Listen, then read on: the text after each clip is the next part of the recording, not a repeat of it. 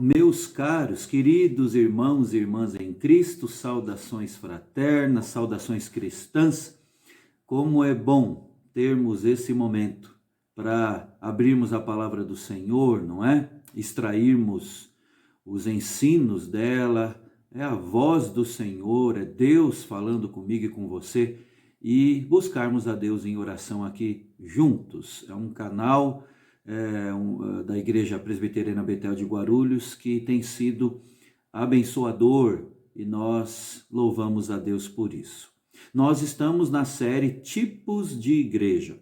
Estamos falando, irmãos, de o que se vive, o que se prega por aí, que não se coaduna, né, com o teor, com o conteúdo da palavra do nosso Deus. E quero ressaltar isso, ao mesmo tempo um olhar para fora, mas também um olhar para dentro. Queremos rever nossos próprios conceitos para que sejamos cada vez mais a igreja que Deus pretendeu, que Deus elaborou, que Deus planejou que eu e você fôssemos.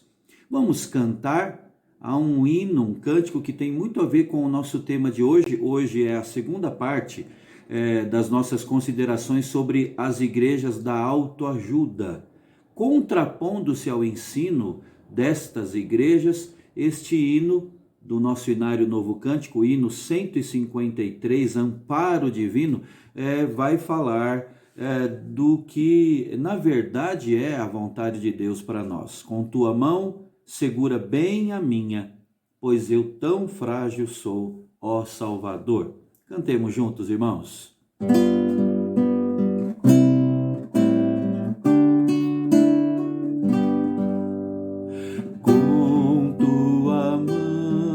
Segura bem a minha, pois eu tão frágil sou, ó Salvador, que não me atrevo a dar jamais um passo sem teu amparo, Cristo meu Senhor. Com tua mão segura bem a minha, e meu caminho alegre seguirei, mesmo onde as sombras caem mais escuras, teu rosto vendo, nada temerei, e no momento de transpor o rio que tu por mim vieste atravessar, com tua mão segura bem a minha, e sobre a morte eu hei de triunfar, quando voltares lá dos céus descendo, segura bem a minha mão, Senhor, e meu Jesus, conduze-me contigo para onde eu goze teu eterno amor. Amém. Ó Deus, nós te buscamos em oração nesta hora, ó Pai, pedindo ao Senhor que o que cantamos de fato se estabeleça, ó Deus, com a tua mão poderosa, mão soberana, mão graciosa. O Senhor segure firme nas nossas mãos e nos conduz, ó Deus, pelos caminhos dessa vida, aqui no tempo da nossa peregrinação. Nós te buscamos, ó Deus, agora de uma maneira muito especial, para que o Senhor abra o nosso entendimento a fim de entendermos o recado da tua palavra, a Escritura Sagrada. Ó Deus, dá-nos, ó Deus, a cada dia do sustento do Senhor, o sustento espiritual, que é o mais importante, mas também o material.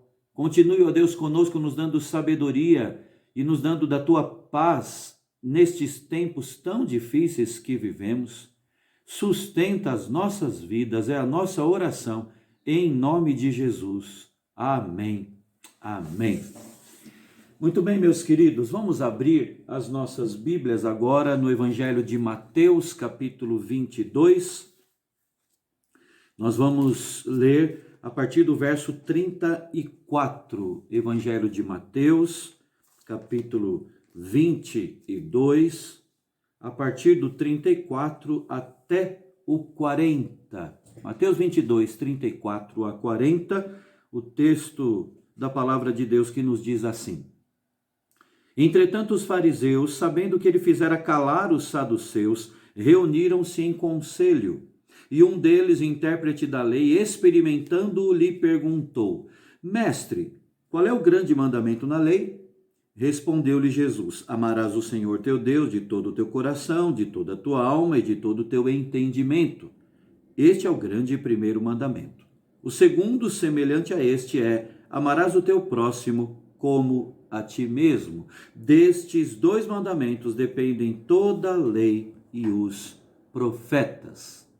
Meus irmãos, nós estamos falando de autoajuda, das igrejas de autoajuda. Aliás, estamos falando contra isso. É preciso que isso fique muito claro, né? Porque a ideia de autoajuda é muito antiga. Quando nós olhamos lá para Gênesis 3, falamos disso no primeiro estudo desse tema. Quando lemos Gênesis 3, nós percebemos a primeira palestra de autoajuda, sobre autoajuda, né? E ela aconteceu ali no Éden. O preletor foi Satanás, ele ensinando ali sobre a autossuficiência, como ser igual a Deus e como viver à parte de Deus, né? Como ter a capacidade de discernir as coisas. Olha que fabuloso isso, ter a capacidade de discernir as coisas sem Deus, de saber o bem e o mal à parte de Deus. Eva acreditou nisso, o seu marido Adão embarcou nisso também, e a queda no pecado aconteceu, com estragos que nos atingem ainda hoje. E a grande questão é que se fosse no lugar de Adão e Eva, eu e minha esposa, você e sua esposa, qualquer um de nós, a coisa seria assim também. E desde então, irmãos, isso tem permeado a vida do ser humano e inclusive tem destruído as motivações e as atitudes do próprio povo de Deus. As igrejas, muitas igrejas, não se importaram se isso é ou não bíblico e assumiram os pressupostos equivocados que estão por trás dessa ideia, dessa concepção da autoajuda. Pressupostos que nós já analisamos no último estudo, né? O primeiro deles é quanto à bondade do homem. Para que o homem tenha condições de ajudar a si mesmo, é necessário que ele seja bom, né? Mas o testemunho da Bíblia é exatamente na direção contrária. Não há nenhum justo, não há quem entenda, não há quem busque a Deus, não há quem faça o bem. E o outro pressuposto equivocado desta ideia de autoajuda é que o homem então tem a capacidade de controlar as coisas. Ele consegue controlar tudo porque ele é bom, né?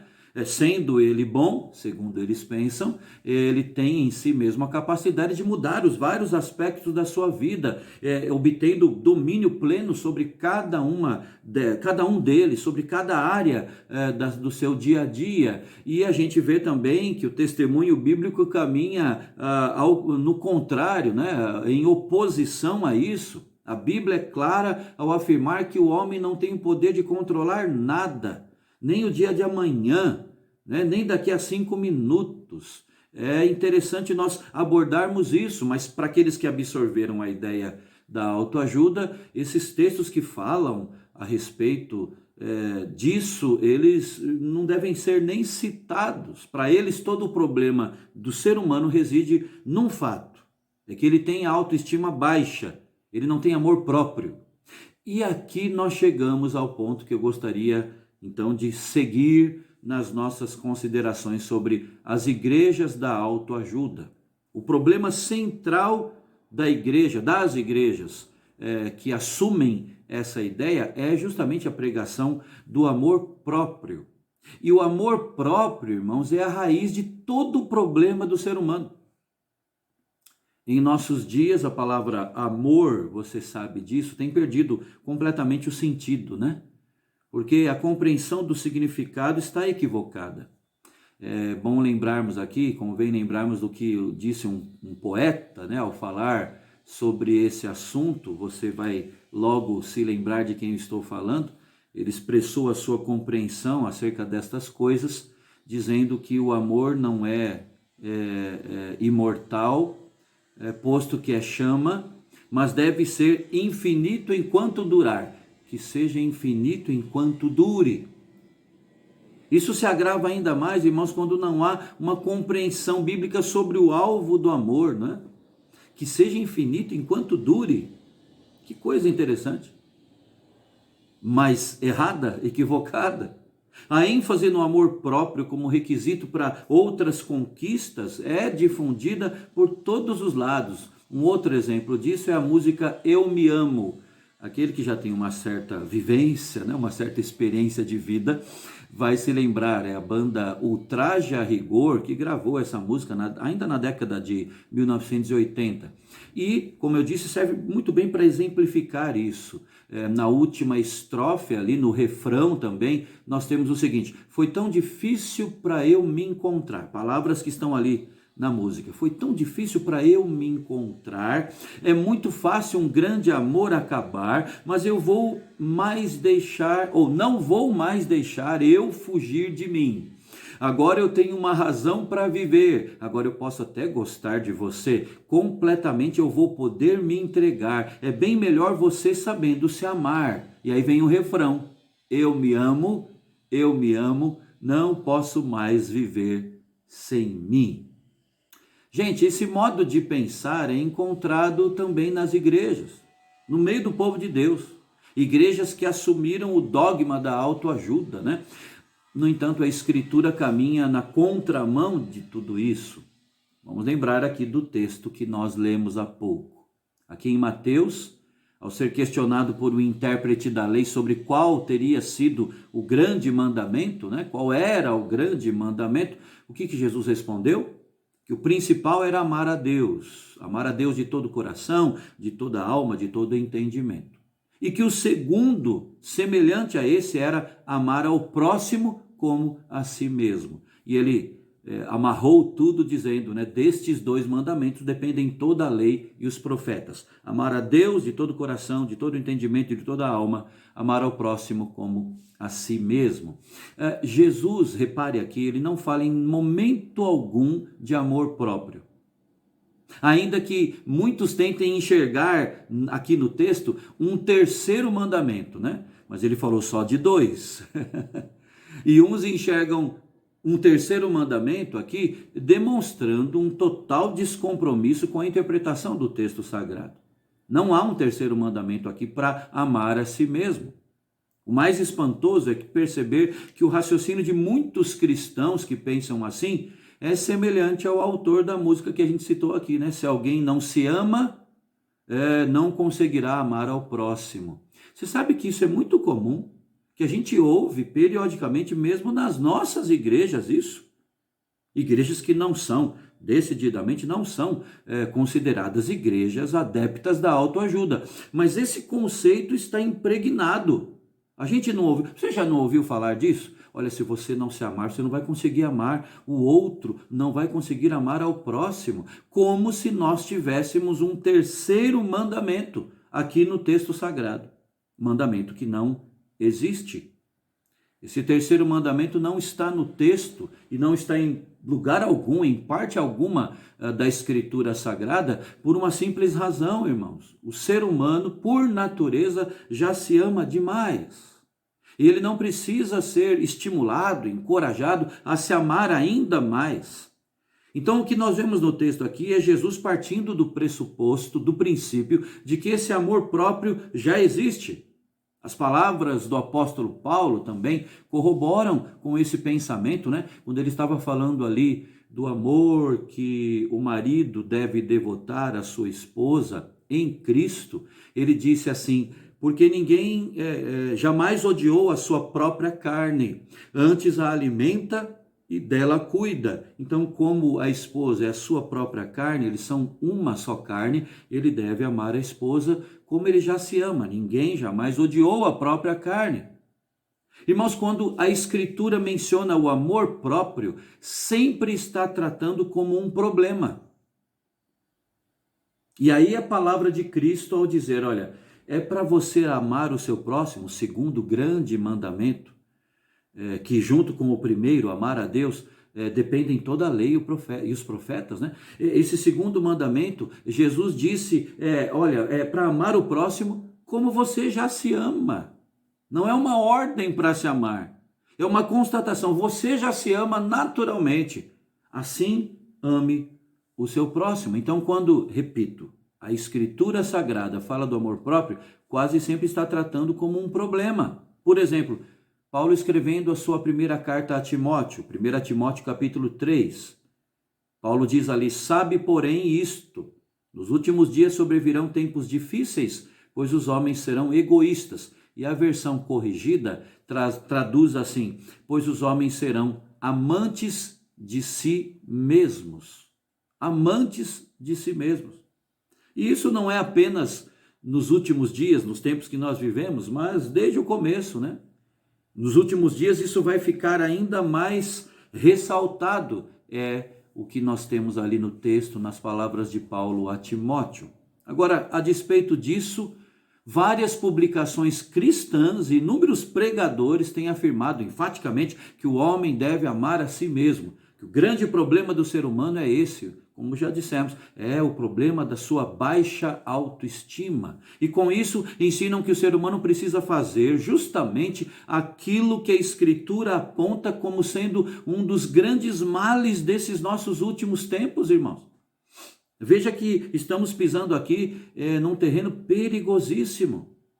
Se nós quisermos honrar a Deus, agindo de maneira bíblica, nós precisamos entender o que de fato a Escritura ensina sobre o amor e o que ela requer que nós façamos, não é? Nós somos alvo do amor maior, o amor do Senhor demonstrado na cruz do Calvário. E por isso nós podemos e nós devemos amá-lo da forma correta, colocando-o em primeiro lugar em nossa vida e também dispensando esse amor ao nosso próximo. Amor que deve ser sem hipocrisia, é o que diz o Novo Testamento, amor que deve ser cordial, fraternal, preferindo o próximo em honra, amor que deve ser edificante, deve edificar o próximo, amor que demonstra, que é demonstrado de fato e de verdade. Esse é o amor cristão, que deve fluir a partir de nós. Nós somos exortados, irmãos, na Escritura, a não nos conformarmos com este século. E por isso nós devemos deixar de lado o que o mundo ensina e prega e acredita sobre o amor, um amor egoísta, um amor próprio, e viver o amor bíblico, o amor por Deus e pelo próximo, o amor para a glória daquele que nos amou primeiro. Então, o primeiro ponto dessa minha palavra hoje é que o amor próprio é a raiz do problema, não é a solução do problema humano de forma alguma. E eu quero, na segunda e última parte, falar sobre essa questão da autoajuda, da ideia de autoajuda, contrapondo com a questão de que nós precisamos da ajuda do alto. Não devemos crer em autoajuda, devemos buscar a ajuda do alto. Quando os crentes absorvem o discurso da autoajuda, irmãos, eles acabam por se frustrar, porque muitas vezes o Senhor não vai nos dar aquilo que nós queremos, mesmo com todo o pensamento positivo que a gente possa ter. A piedade cristã é comprometida também. Por se achar autossuficiente, o cristão vai tentar caminhar sozinho e vai cair facilmente por isso. Vale aqui uma advertência aos autossuficientes, né? Aos adeptos da autoajuda, tão autossuficientes. 1 Coríntios 10, 12 diz, aquele, pois, que pensa estar em pé, veja que não caia. No texto que nós analisamos no primeiro estudo, depois de declarar, maldito o homem que confia no homem, o Senhor declara ali através do profeta Jeremias, bendito o homem que confia no Senhor e cuja esperança está no Senhor. E depois ele afirma que o homem será bem-aventurado. Este que confia no Senhor, que tem a esperança voltada para o Senhor, ele será como uma árvore plantada junto às águas. Então nós que cremos em Cristo devemos estar conscientes de que devemos confiar no Senhor, ser totalmente dependentes dele, daquele em quem tudo subsiste, daquele que sustenta todas as coisas pela palavra do seu poder, porque este é o caminho bíblico, irmãos. De Deus dependem todas as coisas. Pare para pensar, de Deus depende a nossa salvação. Por ser totalmente depravado, por não ter condições de buscar a Deus por si mesmo, o homem depende da ação de Deus em seu favor. Os judeus não compreenderam isso e entendiam que era possível obter a salvação por seus próprios méritos, por seus próprios esforços, né? O esforço de cumprir ali a lei. Eles desconheceram com isso a justiça de Deus, eles procuraram estabelecer uma justiça própria, não se sujeitando à justiça que vem de Deus. Mas a Bíblia fala que o homem não pode ser salvo por seu esforço, por obras da lei. Ele é incapaz de cumprir a lei plenamente. O caminho para a salvação passa por esse reconhecimento da incapacidade total do ser humano de salvar a si próprio, né? Por isso, o registro bíblico é de que a salvação não depende de quem corre, mas de usar Deus a sua misericórdia. De Deus depende a própria perseverança nossa. Além de ser incapaz de se salvar, o homem também é incapaz de se manter nesse estado de salvo. Para perseverar no caminho do que é correto, no caminho da justiça, o homem depende totalmente do Senhor, não é? É por isso que nós podemos afirmar que nada pode nos separar do amor de Deus que está em Cristo nosso Senhor. Essa verdade, irmãos, está enraizada nas palavras de Cristo, quando ele afirmou, João capítulo 10, que de sua mão ninguém pode arrebatar os seus eleitos. Quando nós entoamos o hino 153, que nós cantamos há pouco, Amparo Divino, é justamente a compreensão de que dependemos totalmente do Senhor, né? Que nós estamos declarando. Com tua mão, segura bem a minha, pois eu tão frágil sou, ó Salvador, que não me atrevo a dar jamais um passo sem teu amparo, Cristo, meu Senhor. E a nossa própria santificação e a nossa própria vida de piedade, de devoção, de consagração a Deus dependem do Senhor. Apesar da busca pela santificação ser um imperativo para todos nós, crentes em Cristo, uma ordem para nós, ela só é possível porque Deus está operando em nós. Deus é aquele que opera em nós o querer e o realizar conforme a sua boa vontade. Deus nos chama a uma vida de piedade, sim, uma vida de entrega, de devoção, mas a grande beleza disso, irmãos, é que o Senhor exige que nós façamos tudo aquilo que Ele já fez por nós e tudo aquilo que Ele nos capacita a fazer. Ele nos deu o exemplo, Ele nos dá, Ele nos habilita, né, a obedecermos a Ele, porque nós só podemos amar porque Ele nos amou primeiro, nós só podemos ter compaixão e perdoar porque também fomos alvo da sua compaixão e do seu perdão. Nós só podemos consolar com a mesma consolação que nós somos contemplados por Deus e assim por diante. Se os cristãos podem fazer tudo isso é porque lhes foram doadas todas as coisas que conduzem à vida e à piedade. De Deus dependem todas as coisas. Nós somos totalmente dependentes da sua graça. A ideia de autoajuda, então, não condiz com a vida cristã, não condiz com o nosso caminhar aqui como peregrinos da fé.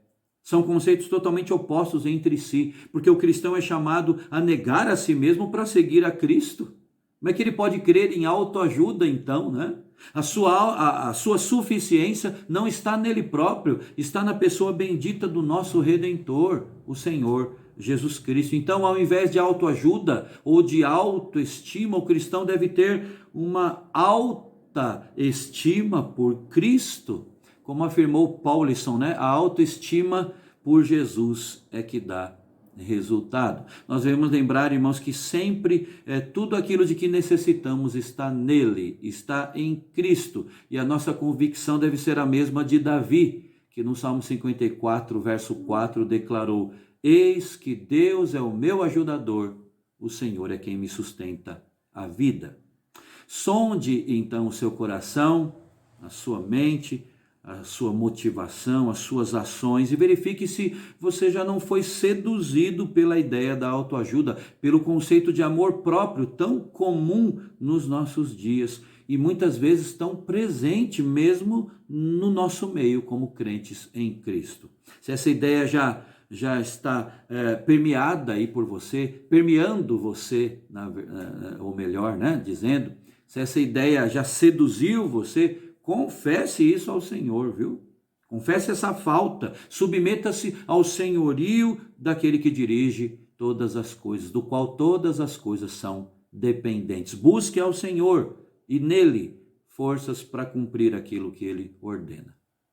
Vida cristã é uma vida de dependência total. Não há independência na nossa relação com Deus. Na verdade, na nossa relação com Deus, independência é morte. Que Deus complete esta mensagem, esse estudo, esse ensino bíblico no seu coração.